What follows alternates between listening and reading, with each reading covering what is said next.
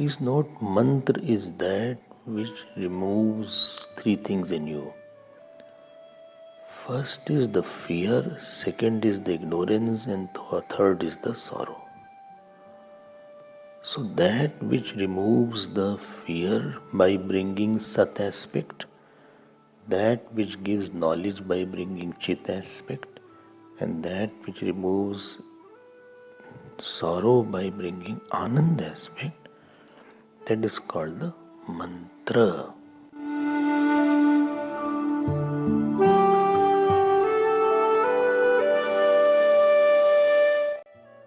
See, everybody sleeps here. In this world, everybody has a sleeping point.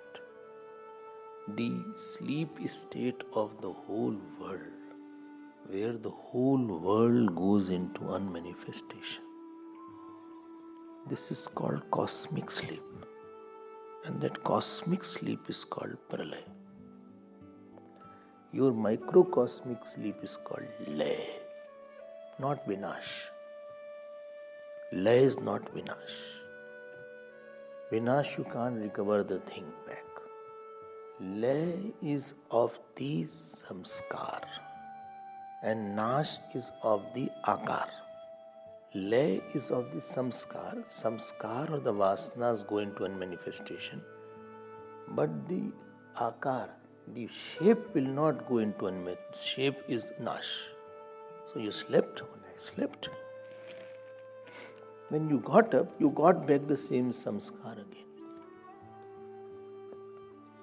Supposing you had to complete a work, so morning you got up and you know that this work has to be completed now. Again you started from where you left. So that means the samskar is back. Okay, fine. Now, what is very important to know, that the cosmic vasanas, after the cosmic sleep is over, is again back. This possessor of the cosmic sleep is called the Ishwar or the God. Only difference is when you sleep, you are not aware of yourself also and the world also. But when the cosmic sleep of God is there, God is aware of himself. Only thing, he is not seeing the manifestation of the samskar.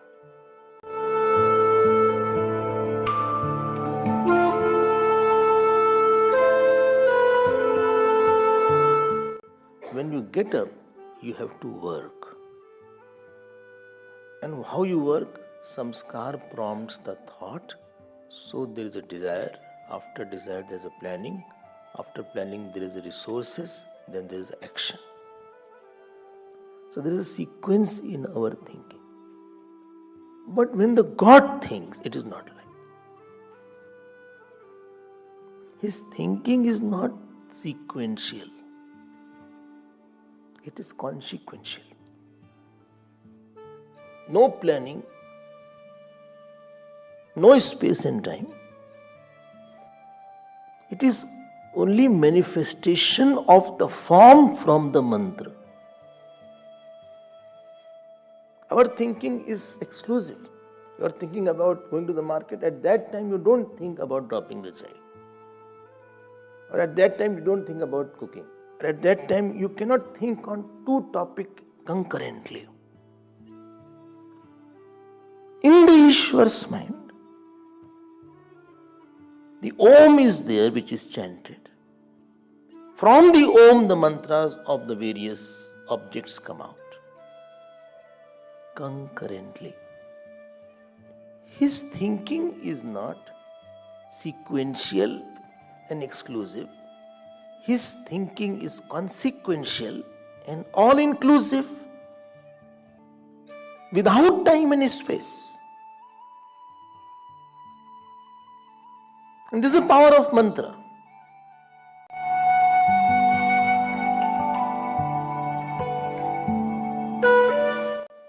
As you have Sattva Guna, Even ant has a sattva guna. Otherwise it cannot find out the sugar. Illumination is the quality of the sattva guna. When I say illumination aspect, that means it relates cause with the effect. All sciences are nothing but establishment of cause and effect relationship. This sattva at a microcosmic level has come from macrocosmic sattva. As you illuminate the finite areas, I can see what up to this point, I can hear up to this point, I can think up to this point.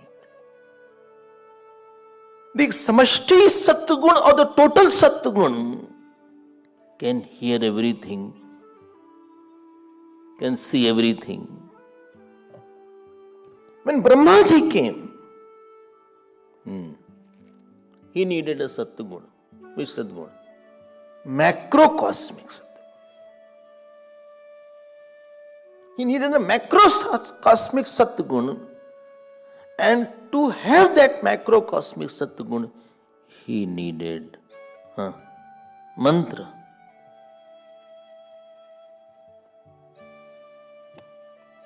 That mantra which corresponds to macro sattva, samashti sattva,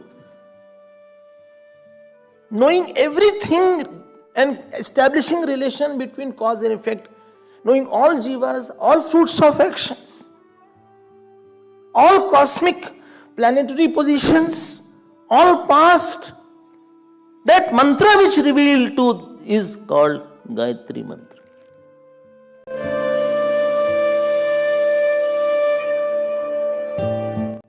The mantra, the dhvani that corresponds to intelligence is called Gayatri. It is a dhvani. Om bhur bhuvasva tat saviturvarenyam bhargo devasya dhimahi dhiyo yonah prachodayat. This dhvani corresponds to intelligence and sattva.